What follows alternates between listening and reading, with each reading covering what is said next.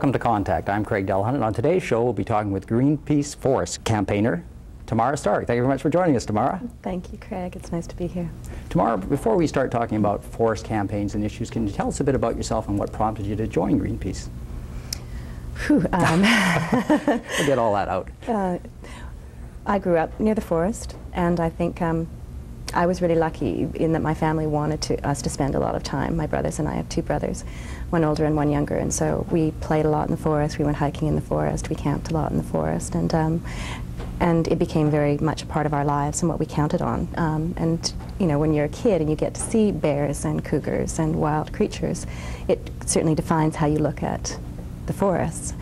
And I think probably what prompted me to join Greenpeace was going back to places that I'd visited as a kid and to find they weren't there anymore. You know, to find that they were there but the forests were gone, and that they had been, you know, really logged out very quickly in a very quick, you know, very brief time period. So when you start to be affected by that and start to look at the world around you and you realize how many places that's actually happening, then it was a really strong encouragement for me to actually not just, you know, sit back and not say anything about it, but to actually try to stop it. What's one of the most poignant memories you have working for Greenpeace, or with something that was associated with Greenpeace? Well, oh, that's very funny. I would have to say it was around the issue of dumping of nuclear waste at sea. And there was a few years ago, just before we were coming up to an international convention where we were trying to get a ban on prohibiting any country from dumping radioactive waste in the ocean. And we'd been told that we would be getting a call as soon. We had a boat, one of the Greenpeace ships, the MV Greenpeace, out in the Sea of Japan, and we were watching this Russian nuclear ship, which was going to dump illegally all these tons and tons and tons of radioactive waste into the ocean, and got this call like at 3 o'clock in the morning, and my defenses were down. And you know, working as an environmentalist, you get pretty used to horror stories, but this call came and they said, okay, start contacting the journalists, start letting people know what's going on. They pulled out this huge hose and they're dumping like 3,000 tons of radioactive nuclear waste into the ocean. And it just hit me that while I was sitting there, somewhere in the world, people thought that this was an acceptable thing to do. And we got it on film. I cried. We got it on film, and then 2 weeks later, I think it was like a major piece of evidence was presented at the convention, and we actually finally got a ban on the dumping of radioactive waste into the world's oceans. Terrific. Now here at home, Glenn Clark has called Greenpeace the enemy of BC, and others have called Greenpeace public enemy number one. What makes these statements, well, as you've just said, so ludicrous, and why are they also so dangerous? I think we're at a point in BC's history that we're really fighting for what little is left of the old growth forest, and so I think there are a lot of entrenched interests, both government as well as industry, that are fighting very hard to get to those last areas of old growth. And at the same time, you know, we environmental groups, Greenpeace, and to some degree the public, are fighting to keep those places, and so it's very, very polarized. And I think that Glenn Clark thought that he could isolate us and isolate us from our supporters by trying to make Greenpeace the enemy rather than the logging companies that have consistently overcut what are essentially public lands. And I don't think it worked. I mean, it certainly stirred up a lot of debate, but I think the part that's dangerous is that it legitimizes at some level anyone taking any action to stop, you know, someone that you call an enemy of the state. I mean, it's the same kind of tactics that have always been used in hate mongering, and it's a very dangerous thing to do, particularly for a public official. Well, historically, what are some of the things that you might say Greenpeace has done that are considered very socially acceptable? Well, the ban of nuclear waste dumping into the world's ocean. We have an international ban on the commercial hunting of whales. I mean, whales have been driven close to the brink of extinction in some cases because of commercial whaling. There's a ban on that. We've just a few years ago, developed a non-CFC-based refrigerant, so that CFCs, being ozone-depleting substances, are traditionally used as a coolant in a refrigerator. And we'd worked with a company to develop an alternative. So when you're actually trying to cool your food, you're not contributing to ozone depletion at the same time. That's on the market now and is actually gaining a lot of credibility. We just got an award from the United Nations, actually, for that one. And gosh, Antarctica, there's now a 50-year moratorium on any kind of resource exploration on what is essentially a very, very fragile continent. And, you know, I mean, I guess the list sort of goes on. Why did Greenpeace go into Rongelap, that island in the Pacific?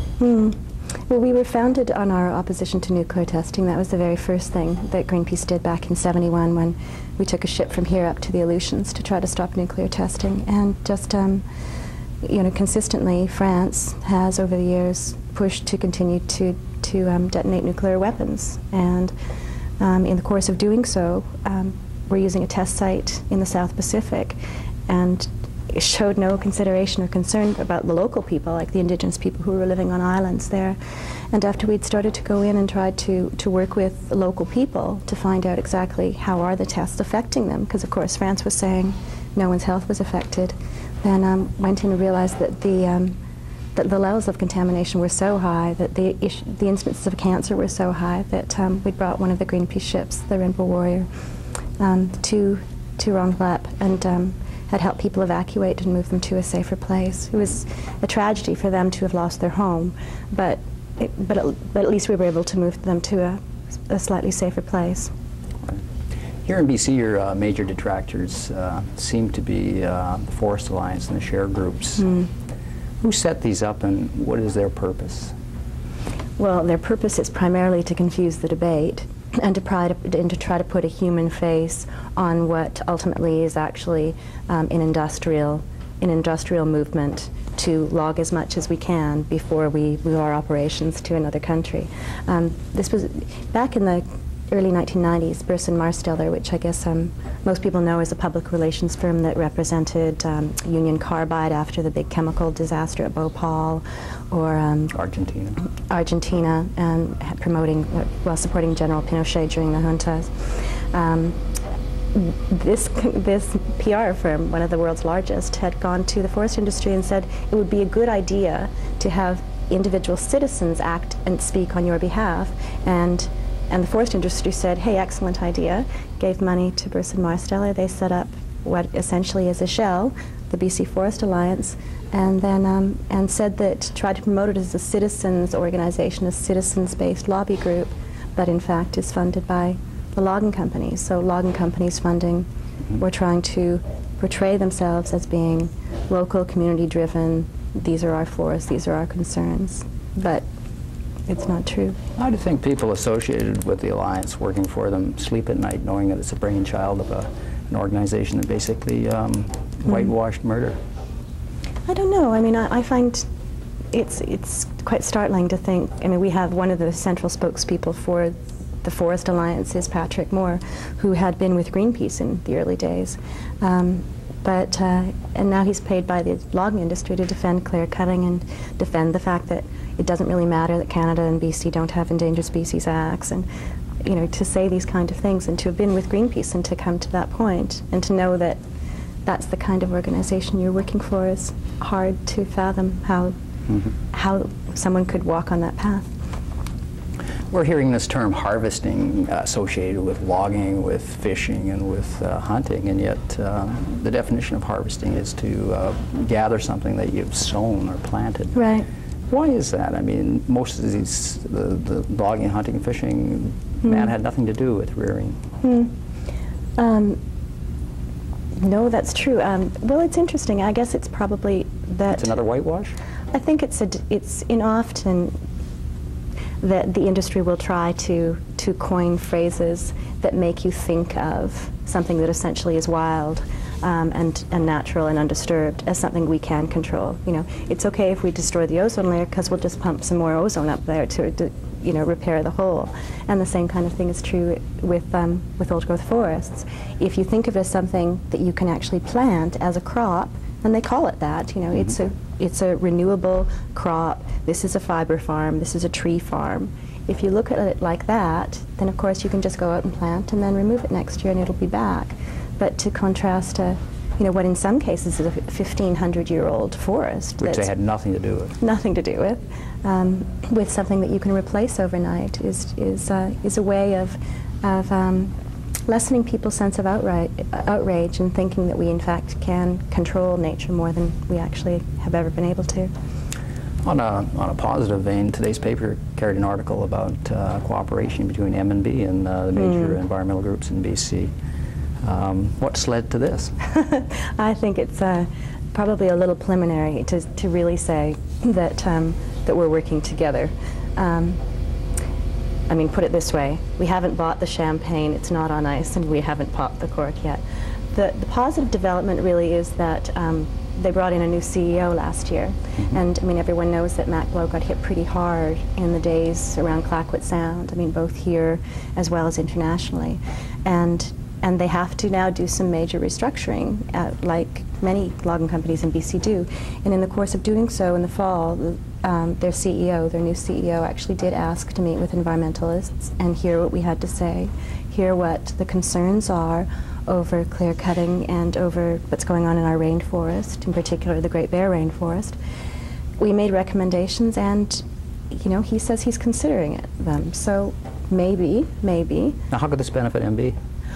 Well, I think that there's a number of ways, one of which is they clearly have to change what they're doing right now because harvesting large volumes of wood and shipping them out minimally processed are costing them money. I mean, they're losing money more quickly than, you know, than they can possibly block the, put holes in, you know, put fingers into the dike. So, so they have to do something, and there's a growing international demand for products that come with environmental guarantees. I mean, like in the UK, there are 80 companies that a few years ago banded together and said, we only want to buy products that come with a stamp of approval, a green stamp of approval. And that's worth, that market is now worth 4 or 5 billion pounds sterling, so what's that? I mean, $20 billion Canadian. And we haven't been able to meet it so far. And Mac Blow could try to meet that and pick up a niche market that no other logging company is doing. And if they act quickly, then they'll be a lot happier and healthier financially, and the forest will be in better shape. What are two very positive things MB's already instigated from the environmental perspective? I'm talking about the Kauai and Herb Hammond. They're considering whether they would agree to stay out of the intact valleys within the rainforest. And I guess to place that in context, once along the coast of BC, there were 353 large valleys. If you walked from, you know, the border all the way up to Alaska, you would have encountered 353 large rainforest valleys. And now we've logged out most of them. There's only 69 left. And so we've asked for a moratorium on logging in those valleys so that we can map out what grizzly bears need and where those salmon runs and how can we protect the health of the ecosystem. And Macmillan Bloedel has said, or at least in today's paper, they say that they're considering committing to staying out. So if they do, that will be a very good thing. And they had the right to log there, and they were going to. They have the tenures to log there. They, you know, they don't have so many intact valleys remaining because they have logged out much of the forest within their tenure.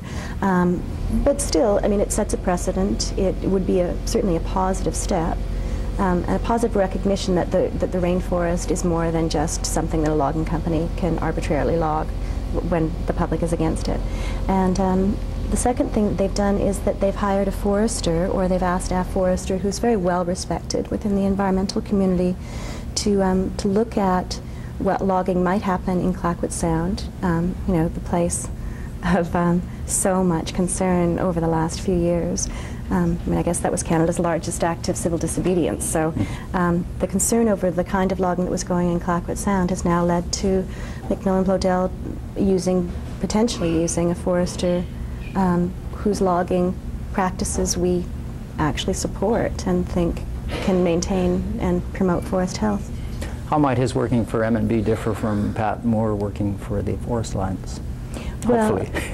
Well, yeah, I mean, That would suggest that that the kind of logging that Herb Hammond does, or the kind of forestry that he promotes, could really be influenced by large companies. And I just think that anyone who knows Herb and knows the kind of logging that he's done and the things that he's stood for would know that he's not going to sign off on any logging that would bring down the wrath of either local First Nations people or the environmental community. So it's looking like maybe M&B may be here for the long term, or for a longer term than possibly Fletcher Challenge. Now, Fletcher Challenge has liquidated most of its assets in BC now, and there's a rumor that they may chop up Elk Falls and move it to Chile. Are we watching the end of a big con game, and do you think that they could ever be held accountable internationally for reparations as far as the ecological damage they've wreaked on the province? Well, I guess in terms of the first issue, yes, I think at some level it's a con job, because Fletcher Challenge, like a lot of other companies, have consistently said, yeah, they probably didn't. Oh, you know, we're going to stay. We care about BC. We would never leave. You know, this isn't about cutting down your forests and moving somewhere else and cutting down their forests. You know, we're committed to this province. And it's a New Zealand-based firm. I don't think that they have a strong commitment to maintaining, you know, the forest health or maintaining employment. Repair the damage they did? Right. No.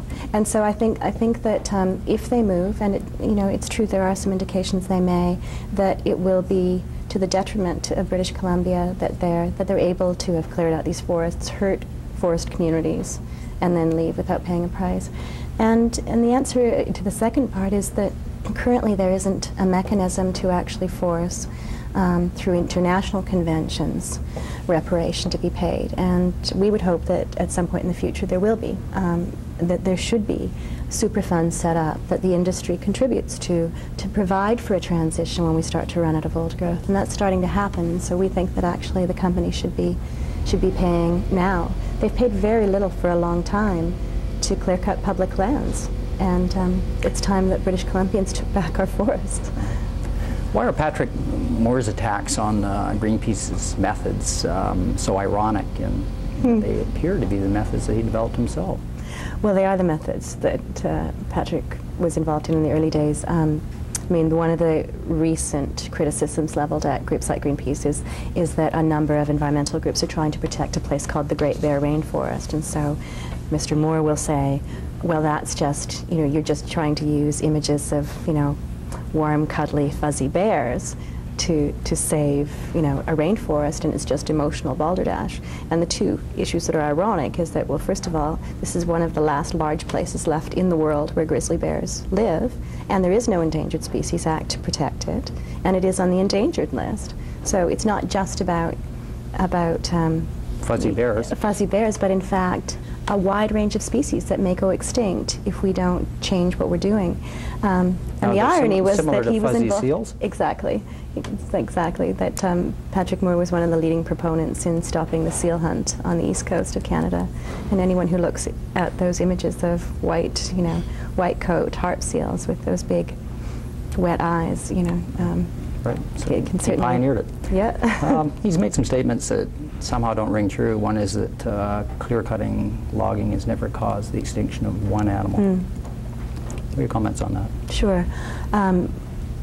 I guess there's two issues that you have to deal with, one of which is that there's been very little science that ever is able to say anything is definitively caused only by one thing. What we do know, according to the BC government itself, the BC Minister of the Environment last year put out a report that says 1 in 10 plant and animal species in this province are at risk of extinction. And they quantified levels of threat and cited logging as the second leading cause or second leading threat that may push those species over the edge. So 1 in 10, you know, is a pretty significant list. And what we already know is that there are local extirpations, like local extinctions of grizzly bears in numerous cases throughout British Columbia. There are many species that are on the endangered list. We know that logging to the south of here in the U.S. has caused species like the ivory-billed woodpecker to just get pushed over the edge. And I think that then you have to look at the salmon runs. I mean, one of the things that we're most concerned about is the impact that clear-cutting has had on those very fragile and very unique individual salmon runs all the way up the coast.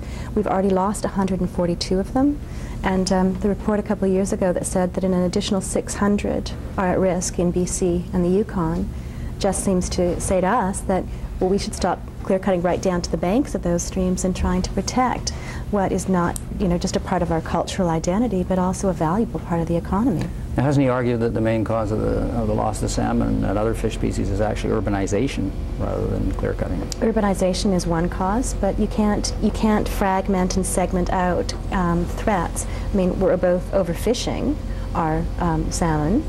We're using fairly destructive fishing methods. Climate change is certainly an impact, but we know that the erosion that's caused by clear cutting that lends to siltation of salmon streams, changes to the water temperature, and resulting inability for those salmon to reproduce is a significant factor. And you know, I think we're going to have to work to address all of those if we want to save our salmon. The Forest Practice Code, broken promises. What's happened with the code, and what are they about to do to the code? Well, the report you referred to, Broken Promises, was one we put out last year, and that was... That's what inflamed Clark. That was what caused the Premier to call Greenpeace enemies, yeah. And the reason he was angry was that we juxtaposed commitments that this government had made, both to British Columbians as well as to the international public. You know, for example, saying we're phasing out conventional clear cutting. Openings the size of football fields will no longer be allowed. And so what we did was work with an environmental law firm, the Sierra Legal Defense Fund, to contrast the statements that the Premier and the Minister of Forests were making with what was really happening in our forest.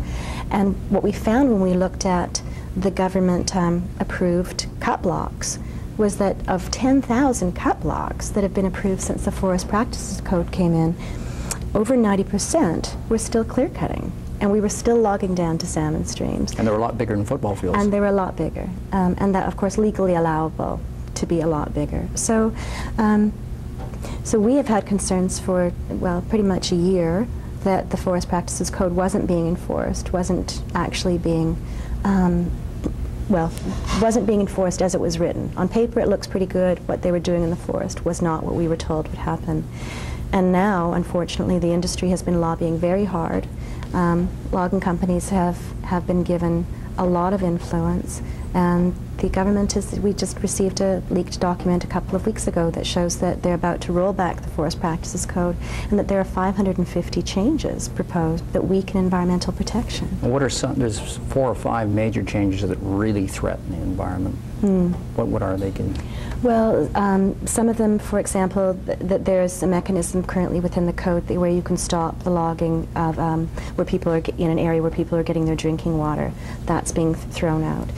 There's an ability right now to stop logging in the habitat of an endangered species. That's being thrown out. So that's to say, logging companies may know there's a species at risk, like a grizzly bear or a Vancouver Island marmot, and they can log that land anyway, which is just absurd. There are very few mechanisms for the public to actually have input into how logging plans and permits will be approved.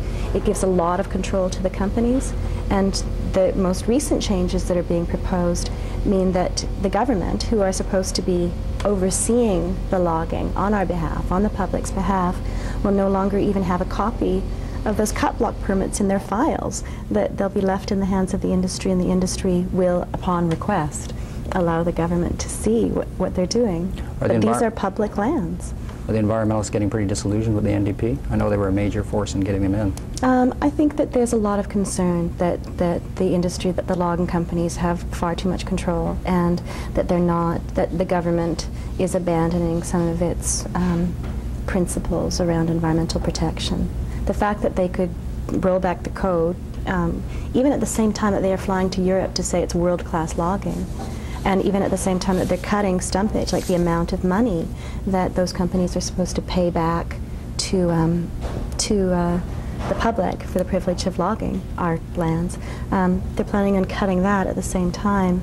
It's just a bad indication, and I think that really we need our government to show some leadership, and I think the British Columbians have to really take a much stronger role in taking back our forests and saying these are ours. You can't just give these large companies control. Well, now, by a stronger role, what can they do? Because it looks like basically the future generations of BCites, the young people, are about to be divested of their natural resources. I mean, the fisheries on the ropes.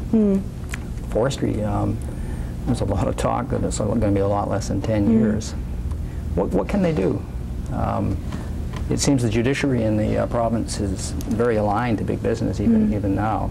I mean, you have a court case coming up where the people from King Island are coming back, and it seems that we've seen grannies go to jail, and we've seen members of unions beat people up and nothing happened. What can young people do? Well, I think or people in general? I think there's a few things. I mean, there was an environmental reporter a couple of years ago who likened politicians to single-celled organisms because said they only respond to heat, and they only respond to heat. And is that lower than an amoeba? Pardon me? Is that lower than an amoeba? Oh, about the same. So, I mean, so that's what we have to do. We have to make our politicians accountable, and I think that what that means is that the young people, all of us working together, have to start to make our politicians listen and manage our forests differently. We can protect the jobs and protect our old-growth forests. And we're one of the few places in the world that has that opportunity. Tamara, thank you very much for joining us. Our time's up. Thank you.